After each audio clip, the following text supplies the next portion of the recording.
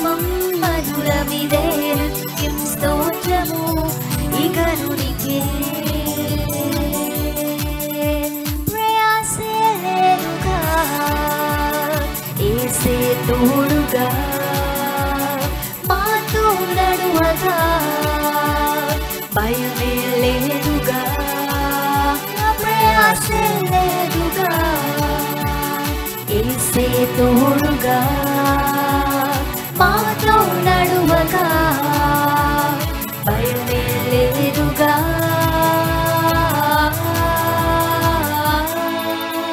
స్తుతి స్తుతి శ్రీ యేసునామం స్తుతి స్తుతి సజీవనామం స్తుతి స్తుతి ఉజ్జీవనామం ఈ గానము శ్రీ యేసుకే స్తుతి స్తుతి శ్రీ యేసునామం స్తుతి స్తుతి సజీవనామం స్తుతి స్తుతి ఉజ్జీవనామం ఈ స్తోత్రము మా క్రీస్తుకే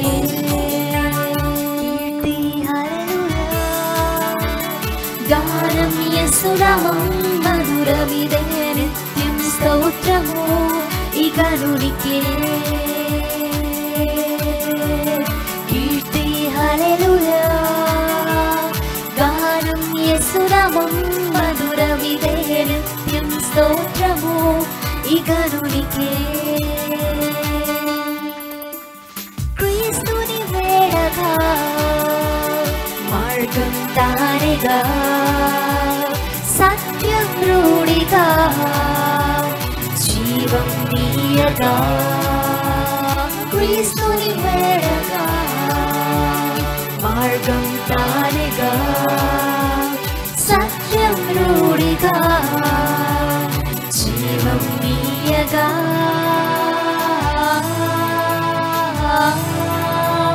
స్తుతి స్తుతి శ్రీ యేసునామం స్తుతి స్తుతి సజీవనామం స్తుతి స్తుతి ఉజ్జీవనామం ఈ గానము శ్రీ యేసుకే స్తుతి స్తుతి శ్రీ యేసునామం స్తుతి స్తుతి సజీవనామం స్తుతి స్తుతి ఉజ్జీవనామం ఈ స్తోత్రము మా క్రీస్తుకే అందరం కలిసి పాడదామా కీర్తి హల్లెలూయా గానం యేసునామం మధురమిదే నిత్యం స్తోత్రము ఈ గరునికే కీర్తి హల్లెలూయా గానం యేసునామం మధురమిదే నిత్యం స్తోత్రము ఈ గరునికే స్తుతి స్తుతి శ్రీ యేసునామం స్తుతి స్తుతి సజీవనామం స్తుతి స్తుతి ఉజ్జీవనామం ఈ గానము శ్రీ యేసుకే స్తుతి స్తుతి శ్రీ యేసునామం స్తుతి స్తుతి సజీవనామం స్తుతి స్తుతి ఉజ్జీవనామం ఈ స్తోత్రము మా క్రీస్తుకే గానము శ్రీ యేసుకే స్తోత్రము మా క్రీస్తుకే హల్లెలూయా. My address, Maranatha Temple, Pathur Road, near D-Mart, Rams and Sneha Avenue Apartments, apartment number 513, Kunchanpalli, Guntur. మా ఫోన్ నంబర్స్ 9441308156 మరియు 6300502898.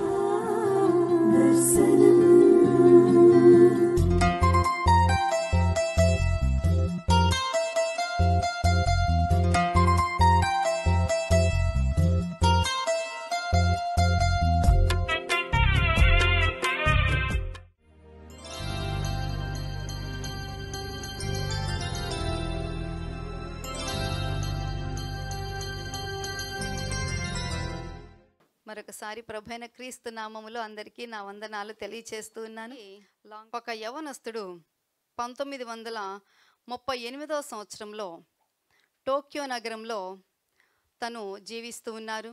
అక్కడ ఒక కార్ల కంపెనీ దగ్గరికి వెళ్ళారు. వెళ్ళి అక్కడ కారుకి అవసరమైన పిస్టన్ రింగ్స్ నేను తయారు చేస్తాను అని చెప్పి టొయోటో కంపెనీ అందరికీ బాగా ఫేమస్ కదా. సో ఆ టొయోటా కంపెనీ దగ్గరికి వెళ్ళి అపాయింట్మెంట్ తీసుకుని అక్కడ ఉన్న ఇంజనీర్స్ అందరికీ కూడా తన దగ్గర ఉన్న స్కిల్తో తయారు చేయబడిన వాటిని చూపించారు ఆ రింగ్స్ని. అది చూసి వాళ్ళు అన్నారు కదా, నువ్వు చాలా బాగా చేసావు కాబట్టి మేము ఈ కాంట్రాక్ట్ ఇవ్వాలి అని అంటే నీవు ఆటోమొబైల్లో నువ్వు ఏం చేయాలి, ఒక డిప్లొమా డిగ్రీ సంపాదించుకుంటేనే మేము నీకు అది ఇవ్వడం కుదురుతుంది, ఆ కాంట్రాక్ట్ మేము ఇస్తాము అన్నారు. మరలా వెనక్కి వెళ్ళి కష్టపడి డబ్బులు కూడా పెట్టుకుని, తను బాగా రిచ్ ఏం కాదు, చాలా అంటే నిరుపేద అని చెప్పవచ్చు, కష్టపడి ఆ డిప్లొమా కంప్లీట్ చేసుకుని మళ్ళీ తన డిగ్రీని చూపించి ఎట్లయితే మొత్తానికి ఆ కాంట్రాక్ట్ని సంపాదించుకుంటారన్నమాట. పిస్టన్ రింగ్స్ యొక్క కాంట్రాక్ట్ని పొందుకుని మళ్ళీ వాళ్ళు ఒక లెటర్ ఇస్తారు. ఆ లెటర్ తీసుకుని బ్యాంకుకి వెళ్తారు. మరి టొయోటా మనకు తెలిసిందే కదా, పెద్ద కంపెనీ, వాళ్ళే తనకి ఇంత కాంట్రాక్ట్ ఇచ్చినప్పుడు మేము మీకు లోన్ ఎందుకు ఇవ్వము అని చెప్పి దానికి అవసరమైనంత తాను పెట్టుకున్నంత లోను ఇవ్వడం జరిగింది. అది ఇచ్చిన తర్వాత ఇక ఆ పరిశ్రమని నిర్మాణం చేయటం ప్రారంభిస్తారు. 95% కంప్లీట్ అయిపోతుంది. ఆహా, ఇక నా కళలు నెరవేరబోతున్నాయి, నా స్కిల్ అంతా కూడా ప్రపంచానికి తెలియబోతుంది, చాలా ఫేమస్ కంపెనీలో నేను ఒక పార్ట్నర్గా ఉండబోతూ ఉన్నాను, చాలా సంతోషపడుతూ వస్తే అప్పుడు అదే సమయంలో రెండో ప్రపంచ యుద్ధం జరుగుతుంది. ఒక యుద్ధ బాంబు వచ్చి ఆ ఫ్యాక్టరీ మీద అలా పడేసరికి తను అప్పటి వరకు కంప్లీట్ చేసిన ఫ్యాక్టరీ నామరూపాలు లేకుండా బూడిదైపోయింది. బూడిదైపోతే చాలా షాక్ గురైపోతాడు. ఏంటి నా జీవితం అని చెప్పి మరలా కొద్దిగా తేరుకొని బ్యాంక్ వాళ్ళ దగ్గరికి వెళ్ళి తన పరిస్థితి అంతా వివరించి మరలా లోన్ ఇవ్వమని చెప్పేసి ప్రాధేయపడితే, అస్సలు కుదరదు బాబు, ఇవ్వడమే కుదరదు అని చెప్పేశానంటే మరలా తన స్నేహితుల దగ్గరకు మరలా వెళ్ళి ఆ కాంట్రాక్ట్ పేపర్ చూపించి, ఇదిగో పలానా కంపెనీ దగ్గర నుంచి నాకు ఈ కాంట్రాక్ట్ ఉంది, నేను కనుక ఇది తయారు చేస్తే నాకు చాలా లాభాలు వస్తాయి, నాకు చాలా సొమ్ములు వస్తాయి, నేను డెఫినెట్గా మీది లోన్ రీపే చేసేస్తాను అని చెప్పి అన్నప్పుడు సరే స్నేహితులు తెలిసిన వారు కొంత మొత్తం తనకి సహాయం చేయగా మరలా రెండవసారి తన పనిని ప్రారంభిస్తారు. రెండవసారి కూడా 95% కంప్లీట్ అయిపోతుంది. ఇక మరలా అణగారిపోయిన ఆశలు పైకి లేచాయి. భూకంపం అంతే, మరలా రెండవసారి నేలమట్టం అయిపోయింది, తేరుకోలేని పరిస్థితి. తాను ఎక్కడైతే రుణాలు తీసుకున్నారో బ్యాంక్ వారి దగ్గర, స్నేహితుల దగ్గరకు వెళ్ళి తన పరిస్థితి అంతటిని కూడా చెప్పుకుని, నేను ఏమైనా సరే నేను మీ లోను రీపే చేస్తాను, నాకు కొంత సమయం ఇవ్వండి అని చెప్పి నిరాశతో ఉన్న ఆ యవనస్తుడు ఒక గ్రామానికి వెళ్ళిపోతాడు. వెళ్ళిపోతే ఇక అక్కడ నుంచి ఇక ప్రతిరోజు సిటీకి వస్తూ ఒక సైకిల్ మీద ఒక మెకానిక్ గ్యారేజ్లో పనికి కుదురుతాడు. రోజు ఆ గ్రామం నుంచి సైకిల్ తొక్కలేక ఏం చేస్తాడు, తనకున్న జ్ఞానముతో ఒక మోటార్ తయారు చేసి ఆ సైకిల్కి పెట్టుకుని దానితో వస్తారు. అది చూసిన ఆ ప్రాంతంలో దాన్ని ఎవరైతే చూసారో ఆ పిల్లలందరూ కూడా వాళ్ళ పేరెంట్స్ దగ్గరికి వెళ్ళి, మాకు ఇది కావాలి, ఇది కావాలి, ఈ సైకిల్ మాకు కావాలి అన్నారు. తొక్కే పని లేదు కదా, ఎక్కగానే కూర్చుంటే వెళ్ళిపోతా ఉంది కదా, చాలా బాగుంది కదా. అప్పుడు ఇక ఆ పిల్లల తల్లిదండ్రులు అందరూ కూడా వెళ్ళి, బాబు నువ్వేదో తయారు చేసుకున్నావు కదా, మాకు కూడా మా పిల్లలకు తయారు చేసిస్తే మీకు డబ్బులు ఇస్తాము అన్నారు. ఆ ప్రోద్బలంతో అప్పుడు మోటార్ సైకిల్స్ తయారు చేయటం ప్రారంభించారు. అందులో నుంచే బయటకు వచ్చింది హోండా మోటార్ సైకిల్. ప్రపంచంలో నెంబర్ 1 మోటార్ సైకిల్గా పేరుగాంచిన hero Honda motor cycle design, అతని పేరే హీరో హోండా అనమాట. అతని పేరే హోండా కంపెనీ జపాన్ కార్ల కంపెనీలో టొయోటా కంపెనీకి మంచి పోటీ ఇస్తూ వచ్చింది. గమనించండి, కొన్ని సంవత్సరాల ప్రయాస, నిరాశ, నిస్పృహ, అనుకున్నాడు నా జీవితం అయిపోయింది, ఇంకా ఏమీ లేదు, ఇక కారు గ్యారేజ్లో పని చేసుకోవటమే నా జీవితానికి మిగిలింది అనుకున్నాడు. కానీ ఆ యొక్క నష్టాన్ని దేవుడు ఏం చేశారండి, మరొక గొప్ప కంపెనీ బయటికి వచ్చేట్లుగా అప్పటి నుంచి ఇప్పటి వరకు కూడా నెంబర్ 1 కంపెనీగా హీరో హోండా కంపెనీ ఎంతో పోటీ ఇస్తూ ఉంది కదా. బిజినెస్ ఫీల్డ్లో చూసినట్లయితే ఆ బైక్స్ అంటే ఇష్టపడని వారు ఎవరూ లేరు కదా, యవ్వనస్తులకి చాలా ఫేవరెట్ బైక్. సో ఇట్లా మనం చూస్తూ వెళ్తే అండి మన జీవితాలలో ఎన్నో శాపాలు, ఎన్నో రకాలైన బాధలు, కష్టాలు, ఇక వీటికి అంతము లేదా అని అనిపిస్తూ ఉంటుంది. ఒకసారి మా బైబిల్ కాలేజ్కి ఒక బ్రదర్ అండ్ సిస్టర్ ఇద్దరు వచ్చారు. వచ్చి ఒకరోజు నాతో మాట్లాడుతూ అన్నారు కదా, మాకు ఎవరో చేతబడి చేశారండి, అందుకని మా జీవితాలు ఇలా అయిపోయాయి అన్నారు. నాకు బైబిల్ కాలేజ్లో ఫ్యాకల్టీగా జాయిన్ అయిన తర్వాత మా విద్యార్థుల ద్వారా ఈ మాటలు నేను వింటూ వచ్చినప్పుడు ఇట్స్ లైక్ ఏ డైలమా అన్నమాట. మనము ప్రార్థన చేసుకుంటున్నాం, చేతబడి శక్తులు ఎవరు చేస్తారు? అపవాది సంబంధమైన వారు. దేవుని మాట మనకేం చెప్తుంది? మనలో ఉన్నవాడు లోకములో ఉన్నవానికంటే గొప్పవాడు. అటువంటప్పుడు ఈ లోకములో ఉన్నవి మనల్ని ఏమైనా చేస్తాయా? నేటి దినాల్లో ఈ మాటలు మనము వింటూ ఉన్నాం. ఎందుకంటే చేతబడి శక్తులు పనిచేస్తాయా? దురాత్మ శక్తులు దేవునిని ఆశ్రయించిన వారి జీవితాల మీద తమ ప్రభావాన్ని చూపుతాయా? ఎంతవరకు చూపుతాయి, ఏ విధంగా అనేది ఆలోచన చేస్తే దేవుని యొక్క వాక్యం మనకు స్పష్టంగా తెలియచేస్తుంది కదా. ఈ లోకములో ఉన్న వాటన్నిటికంటే కూడా మనలో ఉన్నవాడు బలవంతుడు, మన దేవుడు సర్వజ్ఞాని, సర్వశక్తిమంతుడు. కాబట్టి ఏ శక్తి కూడా ఆయన ఎదుట నిలబడలేదు. అందుకని యేసు ప్రభు భూలోక సంచారము చేస్తున్న సమయములలో దయ్యములు కూడా ఆయనను చూచి నమ్మి నీవు ప్రభుడవు అని చెప్పి వణుకుతూ ఉన్నాయట. కానీ మనకే భయం ఉండడం లేదు. అందుకని దీవెనకరముగా ఉండవలసిన మన ఈ జీవితాలను శాపగ్రస్తముగా చేసుకుని మరలా ఏమంటూ ఉన్నాం? ఈ దేవుడు మాకేం చేశాడు, ఈ దేవుని నమ్ముకున్నాను, దాని వలన మాకు ఉపయోగం ఏమిటి? ప్రస్తుత కాలంలో జరుగుతూ ఉన్న దేశముల వైపు గనక మనం తిరిగి చూసినట్లయితే ఆ పరిస్థితి మనకు స్పష్టముగా అర్థమవుతూ ఉంది. ఏంటండి అది? ఎక్కడ చూసినప్పటికీ కూడా ఇక ఈ దేశము మిగలదు, ఇక ఈ దేశము అంతమైపోతూ ఉంది.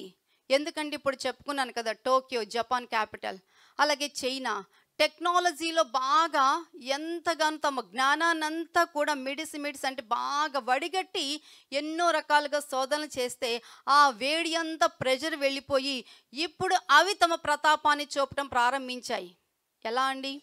వరదల రూపంలో, ఈవెన్ తుఫాన్ల రూపంలో, ఇంకొక మాట ఉంది కదా, భూకంపాలు, సుడిగుండాలు, ఇంకొకటి ఉంది సునామీలు. ఇక ఆ సునామీ యొక్క ప్రతాపాన్ని ఇప్పుడు మనము టెక్నాలజీ ద్వారా దాన్ని చూస్తూ ఉంటే అమ్మో అని అనిపిస్తూ ఉంది. అమ్మో, నేను సేవించే దేవుడు ఎంతకంటే గొప్ప దేవుడు. అది కలుగుతూ ఉందా అండి? అవి చూస్తూ ఉన్నప్పుడు భయపడుతూ ఉన్నారా? మనము భయపడిన అవసరం లేదు. ఎందుకంటే మనము సేవించే దేవుడు చాలా గొప్పవాడు. ఈ లోకములో ఏ విధమైన పరిణామాలు జరుగుతూ ఉన్నప్పటికీ కూడా వాటన్నిటికీ మించి మన దేవుడు ఎంతో ఉన్నతముగా పనిచేస్తూ ఉన్న దేవుడు. అందుకని ఈరోజు మన జీవితాల్లో మనము తేల్చుకోవాల్సింది ఒకటే, మన జీవితాల్లో ఉన్న శాపము దీవెనగా మారుతుందా, కష్టము లాభముగా మారుతుందా, నష్టము ఆశీర్వాదకరముగా మన దేవుడు చేస్తూ ఉన్నాడా లేదా అనేది పగటి వేళ తెలుసుకొని మనము ఇక్కడ నుంచి వెళ్ళవలసిన వారమై ఉన్నాం. ఎందుకంటే మన దేవుడు మన జీవితాల్లో ఉండే ప్రతి విధమైన శాపాన్ని, కష్టాన్ని, నష్టాన్ని మనకు లాభకరముగా పరిణమింపచేసే దేవుడు. అప్పుడు ఆ యవ్వనస్తుడు ఏమనుకున్నాడు? హోండా గారు, ఇక అయిపోయింది నా జీవితం, ఇంకేమీ లేదు. నిజంగా ఆ రోజు గనక తను అనుకున్నట్లుగా తను పెట్టిన ఆ ఫిట్స్ అండ్ రింగ్స్ అనే అది గనక ఆ ఫ్యాక్టరీ సక్సెస్ అయితే ఇక ఆ రింగులు తయారు చేసుకుంటూనే కూర్చునేవాడు. కానీ మరొక అందమైన వస్తువుని, ఉపయోగకరమైన వస్తువుని సమాజానికి అందించలేకపోయేవాడు. అందుకనే మన జీవితాల్లో ఏదైనా నష్టము కలిగింది అని అంటే గుర్తుపెట్టుకోండి, మన దేవునికి అప్పగిస్తే ఆ నష్టాన్ని మన దేవుడు లాభముగా పరిణమింప చేస్తాడు. హల్లెలూయా, హల్లెలూయా. అందుకని కీర్తనకారుడు 126వ కీర్తన 5వ చరణంలో ఈ విధంగా తెలియచేస్తూ ఉన్నారు. కీర్తన 126:5, కన్నీళ్లు విడుచుచు విత్తువారు సంతోషగానముతో పంట కోసెదరు. Those who sow in tears shall reap with shouts of joy. అంటే కన్నీరు రానిది ఎవరికి చెప్పండి? ఇప్పుడు ఎవరైనా నిలబెట్టి మనం గట్టిగా తిట్టారనుకోండి, జలజలా రాలిపోతాయి ఈ కన్నీళ్ళు. కొంతమందికి నెత్తి మీద నీళ్లకుండా ఉంటుంది. ఇక ఆ నీళ్లకుండా ఉంటే దాన్ని ఎవరు దాని ట్యాప్ని కంట్రోల్ చేయగలరు చెప్పండి? ఎవరము చేయలేము. కానీ మనకి కన్నీరు ఎందుకు వస్తుంది? ప్రార్థనలో కూర్చున్నప్పుడు కొంతమంది వెక్కి ఏడుస్తారు. ఈ ఏడుపులో 2 రకాలు ఉంటాయి, అది గమనించాను నేను. ఒకటి, ప్రార్థనలో కూర్చున్నప్పుడు పలానా వారు ఇట్లా అన్నారు, పలానా వారు ఇట్లా అని తలుచుకుని మరీ ఏడుస్తాం. అదొక రకమైన ప్రార్థన, కన్నీటి ప్రార్థన. దేవుని సంధిలో కూర్చున్నప్పుడు, దేవునిని ముఖాముఖిగా చూసినప్పుడు, మన దేవుని యొక్క మనస్సు మనం గ్రహించుకున్నప్పుడు, నశించిపోతూ ఉన్న తన ప్రజలను గురించిన ఆవేదన ప్రభు కన్నీటిలో నుంచి వస్తూ ఉంటే, కన్నులలో నుండి వస్తూ ఉంటే, ఆ కన్నీటితో మన హృదయము భారం ఎక్కి భారముతో, ప్రభా నా దేశ ప్రజలు నశించిపోతూ ఉన్నారు, నా దేశాన్ని కాపాడండి అని చేసే కన్నీటి ప్రార్థన.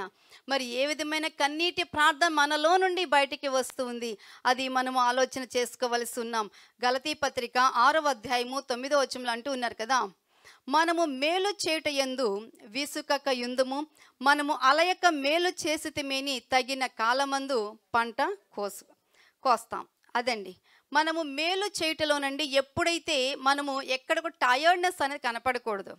సహజంగా మనుషులుగానండి నాకు నేనే గమనించుకుంటూ ఉంటాను. We are very limited beings. కొంత సహాయం చేసిన తర్వాత అనుకుంటాం కదా, అబ్బా ఎన్నిసార్లు సహాయం చేయాలంటే, ఇప్పటికీ చాలాసార్లు చేసాం, మొన్నొకసారి చేసా, నిన్నొకసారి చేశా, చాలాసార్లు 2 సార్లు చేసేసరికి. అదే మరి మన దేవుడికి పుట్టినప్పటి నుంచి మనం రక్షణ పొందుకున్న దగ్గర నుంచి అప్పటి నుంచి ఇప్పటి వరకు అడుగుతూనే ఉన్నాం, ఆయన చేస్తూనే ఉన్నారు. మరి అలా అయితే ఆయన ఎంత అనుకోవాలి? అదే మనకి దేవునికి ఆయన దేవుడు కదండి, మనం మనుషులం కదండి అని మనము సరిపెట్టుకుంటూ ఉంటాం. కానీ మేలు చేయుటలోనండి మనము ఎప్పుడైతే విసుగకుండా ఉంటామో, అక్కడ తగిన కాలములో మనము పంటని కోసుకునే వారముగా ఉంటాం. అందుకని మన జీవితాలలోనండి ఆశీర్వాదం పొందుకోవాలి అనంటే, శాపము ఆశీర్వదించబడాలి అనంటే, లేకపోతే కష్టము అనేది లాభముగా పరిణమింప చేయబడాలి అనంటే, మనము కంటిన్యూస్గా మేలు చేస్తూనే ఉండాలి. మనకి ఎంత వాళ్ళు నష్టం చేసినప్పటికీ, మనం ఎంత మేలు చేసినప్పటికీ ఇన్ రిటర్న్ వారి దగ్గర నుంచి మనకేమొస్తుందండి, అంతా నష్టమే కలుగుతూ ఉంది. ఎటు చూసినప్పటికీ లాభము లేదు. అయినప్పటికీ కూడా దేవుని మాట చెప్తుంది, మేలు చేయుటలో మనము అలయక మనము ముందుకు వెళ్ళవలసి ఉన్నాం. ఎందుకంటే యెషయా 35:10వ వచనంలో అంటూ ఉన్నారు కదా, యెహోవా విమోచించిన వారు పాటలు పాడుచు తిరిగి సియోనునకు వచ్చెదరు, వారి తలల మీద నిత్యానందముండును, వారు ఆనంద సంతోషములు గలవారై వచ్చెదరు, దుఃఖమును నిట్టూర్పును ఎగిరిపోవును. చూసారా, మనందరము కూడానండి దేవుని చేత విమోచింపబడిన వారం కాబట్టి మన జీవితాలలో ఏముండాలి అంటే, నిత్యము కూడా దేవుని యొక్క ఆనందము, దేవుని యొక్క సంతోషము మనము కలిగి ఉండాలి. అప్పుడు మనలో ఉన్న దుఃఖము, నిట్టూర్పు, ఈ లోకపరమైనవన్నీ కూడా ఎగిరిపోతాయి.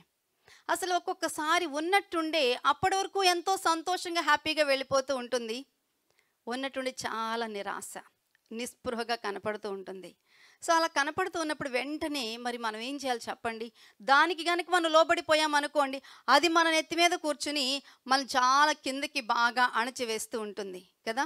మరి అటువంటప్పుడు మనం దేవుని చేత విమోచింపబడిన మనము ఎప్పుడు కూడా గుర్తు చేసుకోవాల్సింది, మనలో దేవుడు ఇచ్చిన, మన ప్రభు ఇచ్చిన నిత్యానందమును మనం మన జీవితాల్లో కలిగి ఉండవలసిన వారమై ఉన్నాం.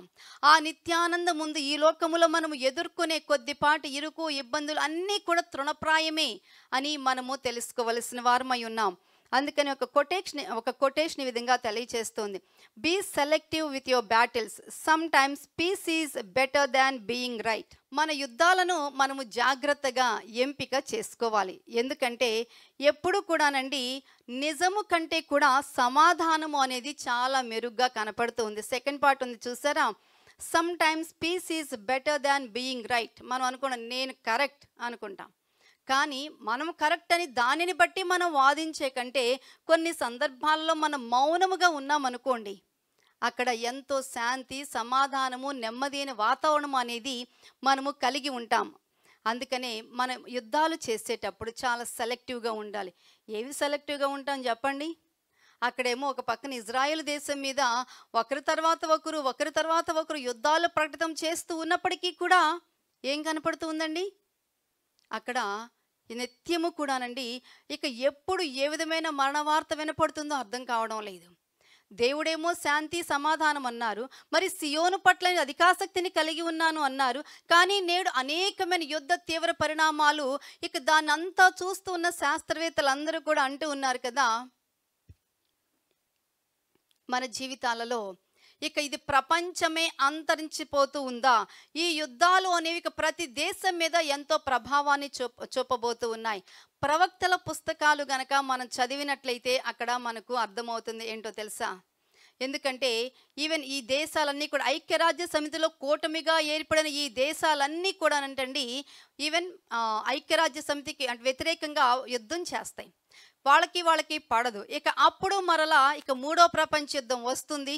వచ్చినప్పుడు అంతా అంతరించిపోతూ ఉంది. సో ప్రజెంట్ సిచ్యుయేషన్ చూస్తూ ఉంటేనండి ఎప్పుడు ఏ దేశంలో ఏ వార్త వినవలసి వస్తుందో తెలియడం లేదు. మరి ఇటువంటి స్థితి గతులలో మనందరము కూడా ఎలా ఉండాలో కూడా మనము తెలుసుకోవలసి ఉన్నాం. అందుకని మన జీవితాల నుండి ఇటువంటి కష్టతరమైన పరిస్థితులలో దేవుని ఆశీర్వాదంతో మనం ముందుకు వెళ్ళాలి అనంటే ఆలోచించండి. మన జీవితాలు దీవించబడాలి అనంటే, మన జీవితాలు ఆశీర్వాదానికి కారకులుగా ఉండాలి అనంటే 3 సూత్రాలు నేను చెప్పాలని ఉద్దేశిస్తూ ఉన్నాను. ఇప్పటి వరకు చెప్పిన ఇంట్రడక్షన్ ఉపోద్ఘాతం అంతట్లో మీకు అర్థమైంది అనుకుంటూ ఉన్నాను. ఒక యవనస్తుడు ఏ రీతిగా కింద కూర్చున్న వ్యక్తి పైకి ఉన్నతమైన ఆకాశమునకు ఎత్తబడ్డారో, అలాగే దేవుని ప్రజలుగా ఉంటున్న మన ఈ జీవితాల్లో ఉన్నతమైన ఆశీర్వాదాలు ఎలా పొందుకోవాలో, ఈ లోకములో ఏ విధమైన శక్తులు చేతబడి శక్తులు మనకు వ్యతిరేకంగా వచ్చే బాణాలు మన మీద పని చేయకుండా ఉండాలి అని అంటే మనము వేటిని జయించాలి, ఎలా జయించాలి అనేది మనము తెలుసుకుందాం.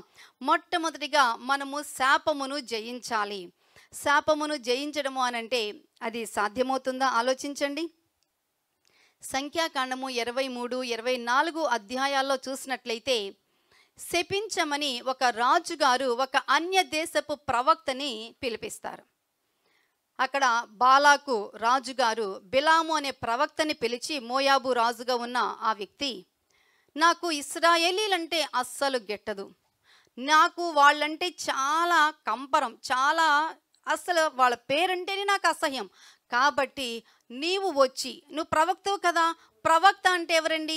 దేవుని నోటి బోర. కాబట్టి దేవుని నోటి బోరగా ఉన్న మీరు వచ్చి ఇప్పుడు ఏం చేయాలట? శపించాలి. బాగుంది. అందుకని మొట్టమొదటిగా ఈ ప్రవక్త గారు అంటారు కదా, అమ్మో నేను మాత్రం రాను, మీరు ఎవరితోనైనా పెట్టుకోండి కానీ వాళ్ళతో మాత్రం పెట్టుకోవద్దు అని చెప్పేసి గట్టిగా బెర్రబిగుసుకుపోతే మరల బహుమతుల రూపంలో ఆ ప్రవక్త యొక్క దృష్టిని ఆకర్షిస్తారు ఈ మోయాబు రాజైన బాలాకు. ఇక అప్పుడు బిలాము గారు బయలుదేరతారు. ఎందుకంటే ఆశ, అమ్మో ఇన్ని బహుమతులు రాజుగారు ఇస్తానంటే ఇక నేనెందుకు ఆగాలి? కాబట్టి ఆ బహుమతులు తీసుకొని ఏముంది, నాకు తెలుసు కదా ఎలా శపించాలో, నాకు తెలియని విద్య ఏమిటి అని అంటే ప్రవక్తగా అది ఒక ఉద్యోగముగా ఎంచుకున్నట్లుగా ఉన్నారు. అందుకని he started to come with the king. రాజుగారితో బయలుదేరి వచ్చేసారు. సో బయలుదేరి వచ్చిన తర్వాత ఇప్పుడు సంఖ్యాకాండము 23:8 చూసినట్లయితే ఇక్కడ ఒక ప్రదేశానికి తీసుకుని వెళ్ళటం జరుగుతుంది. మనకి 22 నుంచి 24 అధ్యాయాల్లో చదివితే ఈ బిలాము అనే ప్రవక్త మోయాబు రాజైన బాలాకు ద్వారా ఇశ్రాయేలును శపించడానికి పంపబడతారు. ఇక అక్కడ దేవుడు అడ్డుకొని ఎలా ఆ శాపాలను దీవెనలుగా మార్చారో ఆలోచించండి. దేవుని అనుమతి లేకుండా దేవుని ప్రజలైన వారిని ఇంత చీమకంట్లో నలుసు అంటారు చూసారా, అది ఎక్కడ కూడా తాకలేదు, వారిని ఏ మాత్రము కూడా డిస్టర్బ్ చేయలేదండి. అందుకని ఇప్పుడు 23:8 మాట్లాడుతూ వస్తూ ఉన్నారు. చదవండి. ఇప్పుడు ఇక్కడ 23వ అధ్యాయంలో ప్రారంభిస్తే ఇక దేవుడు బిలాముకు ప్రత్యక్షమై అక్కడ మాట్లాడుతూ వస్తూ ఉన్నారనమాట. ఎందుకంటే అసలు దేవుడు శపింపని వ్యక్తిని నేను ఎలా శపించాలి, దేవుడు భయపెట్టని వ్యక్తిని నేను ఎలా భయపెట్టాలి అని చెప్పి వారిని దీవిస్తారు. ఇప్పుడు మరలా 23:19 వస్తే అక్కడ అంటారు కదా, దేవుడు అబద్ధం ఆడుటకు ఆయన మానవుడు కాడు, పశ్చాత్తాపపడుటకు ఆయన నరపుత్రుడు కాడు, ఆయన చెప్పి చేయకుండునా, ఆయన మాట ఇచ్చి స్థాపింపకుండునా. ఏమంటున్నారండి? దేవుడు అబద్ధం ఆడటానికి మానవుడు కాడు. మరి మనం ఎన్ని అబద్ధాలు ఆడుతూ ఉన్నామో ఆలోచించండి. ఎందుకంటే మన నోటి నుండి వచ్చే ప్రతి మాటను బట్టి కూడానంటండి మనము దేవుని ఎదుట తీర్పులోనికి తీసుకుని రాబడతామని మత్తయి సువార్త 11వ అధ్యాయంలో మాట్లాడుతూ వస్తారు. అందుకని మనం ఎక్కడ కూడా మాట విషయంలో తప్పిపోయే వారముగా మనము ఉండడానికి వీల్లేదు. అంతేకాదు పశ్చాత్తాపపడటానికి, అంటే ఇక్కడ పశ్చాత్తాపం అనే మాట దేనికి వాడబడింది అని అంటే, మన దేవుడు మనలాంటి నరుడు కాడు, నరుడు కంటండి నాలుక విభిన్నములుగా ఒక పని చేస్తూ ఉంటుందట. అందుకని ఒకసారి అదే అంటారు కదా పెద్దలు, నరము లేని నాలుక ఎటు పడితే అటు మాట్లాడుతూ ఉంటుంది. కాబట్టి ఈ నాలుకని మనం చాలా జాగ్రత్తగా స్వాధీనంలో ఉంచుకోవాలి. అందుకని యాకోబు భక్తుడు ఏమన్నారండి, మన ఈ నాలుకకి ఎంతమంది సైనికులను అపాయింట్ చేశారు? మరి మీ అందరికీ ఆ సైనికులు ఉన్నారా? ఉంటారు, కానీ అవసరమైనప్పుడు నిద్రపోతారు. అందుకని కుటుంబాలు సెపరేట్ అయిపోతూ ఉన్నాయి. భార్యాభర్తలకి మాటలు ఉండవు. మన గర్భవాసాన్ని పుట్టిన పిల్లలు నువ్వెవరివి ఫోన్ చేస్తే అంటారు. ఆలోచించండి, తోడబుట్టిన అన్నలు తమ్ముళ్ళు, అవునా నాకు అసలు చెల్లెళ్ళే లేరు, నాకు అన్నలే లేరు, నేను ఒక్కదాన్ని పుట్టే మా అమ్మకి మా నాన్నకి. ఇదిగో ఈ నాలుక తెచ్చిన తంట అందరినీ దూరం చేసేసుకుని ఈవెన్ ఒంటిత్తు మహారాజులాగా చక్కగా ఒంటిపేట గొలుసులాగా ఇక నేను ఎవరితోనూ కలవనంటుంది, అది పుట్టుక్కున తెగిపోతుంది. అందుకనే మనమండి చాలా జాగ్రత్తగా ఉండాలి. మన దేవుని యొక్క గుణ లక్షణాలను తెలుసుకొని దాని ప్రకారం మన జీవితాలను మనం కాపాడుకోవలసి ఉన్నాం. అందుకని ఇక్కడ చూసినట్లయితే ఇక మొట్టమొదటి ప్రయత్నము మనకి 23వ అధ్యాయం 1 నుంచి 12 వచనాలు అక్కడ కనపడుతుంది. అక్కడ మొట్టమొదటిగా ఇక ఈ రాజుగారు అంటారు కదా, నేను మొట్టమొదటిగా నేను ఒక ప్రదేశానికి తీసుకుని వెళ్తాను. ఆ పేరేంటండి, కిరియత్ హుచ్చోత్ అనే ఆ ప్రదేశానికి తీసుకుని వెళ్ళి ఇక అక్కడ నీకు కనపడుతూ ఉంటారు ఇశ్రాయేలీలు, నువ్వు వాళ్ళని చూసి శపించాలి అని చెప్పి అక్కడికి తీసుకుని వెళ్తే అక్కడికి వెళ్ళిన తర్వాత శపించడం మానివేసి ఈ ప్రవక్త గారు దీవించడం ప్రారంభిస్తారు. అరే నేనేం చెప్పి తీసుకొచ్చాను, నేను నీకు ఎన్నో బహుమతులు ఇస్తానన్నానే అని చెప్పి అనంటే ఇప్పుడు ఈ టంగ్ ఎవరి ఆధీనంలోనికి వెళ్ళిపోయిందండి? దేవుని ఆధీనంలోనికి వెళ్ళిపోయింది. అయ్య బాబోయ్, ఇక అందుకని చెప్పేసి రాజుగారు మీరంటే నాకు చాలా గౌరవం, నేను మీ మాటకు అసలు ఎదురు చెప్పను, కానీ నేను శపిద్దామనే నిలబడ్డాను, ఎందుకంటే మీరు నాకు ఇన్ని బహుమతులు ఇస్తా అన్నారు కదా. కానీ నా దేవుడు అంటే అప్పటి వరకు అన్య దేవతలను పూజ చేస్తూ ఉన్న ఈ ప్రవక్త ఇక ఆ దేవుడు సర్వాంతర్యామి సర్వజ్ఞుడు, ఆయన నన్ను తన ఆధీనములోనికి తీసుకొని శపించనివ్వడం లేదు అని చెప్పి మాట్లాడుతూ వస్తారండి. 23వ అధ్యాయము 11వ వచనంలో ఉంటుంది కదా, అక్కడ అంటున్నారు, అంతటా బాలాకు బిలాముతో నీవు నాకేమి చేసితివి, నా శత్రువులను శపించుటకు నిన్ను రప్పించితిని, అయితే నీవు వారిని పూర్తిగా దీవించితివి. అదే కదా, పాస్టర్ గారు దీవిస్తే మమ్మల్నే దీవించాలి, పాస్టర్ గారు వస్తే మా ఇంటికే రావాలి, ఇంకెవరైనా తిడితే వాళ్ళని తిట్టాలి, కానీ మమ్మల్ని ఎక్కడ కూడా తిట్టడానికి వీలేదు.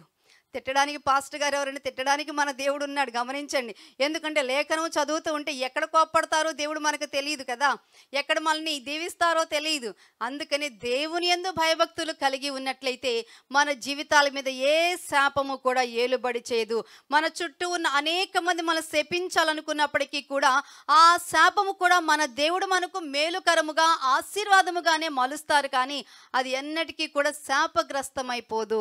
అందుకని టు అనదర్ ప్లేస్ అని చెప్పి మరొక ప్రదేశానికి, పిస్గా అనే ప్రదేశానికి మరలా ప్రవక్త గారిని తీసుకుని వెళ్తారు.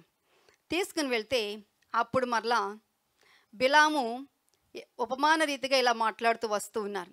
బాలాకు లేచి వినుము, సిప్పోరు కుమారుడా చెవియొగ్గి నా మాట ఆలకించుము అని ఇందాక మనం చదువుకున్నాం చూస్తే 19వ వచనం అది దీవిస్తారనమాట. ఆ తర్వాత ఇప్పుడు 20వ వచనం అంటున్న, ఇదిగో దీవించుమని నాకు సెలవాయను, ఆయన దీవించెను, నేను దాన్ని మార్చలేను, ఆయన యాకోబులో ఏ దోషమును కనుగొనలేదు, ఇశ్రాయేలులో ఏ వంకరతనమును చూడలేదు, అతని దేవుడని యెహోవా అతనికి తోడయ్యున్నాడు. హల్లెలూయా.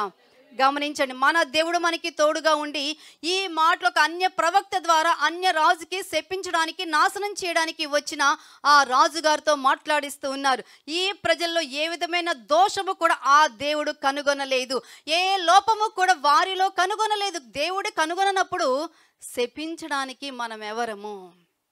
My address, Marnatha Temple, Pathur Road, near D-Mart, Rams and Sneha Avenue Apartments, apartment number 513, Kunchanpalli, Guntur. మా ఫోన్ నంబర్స్ 9441308156 మరియు 6300502898.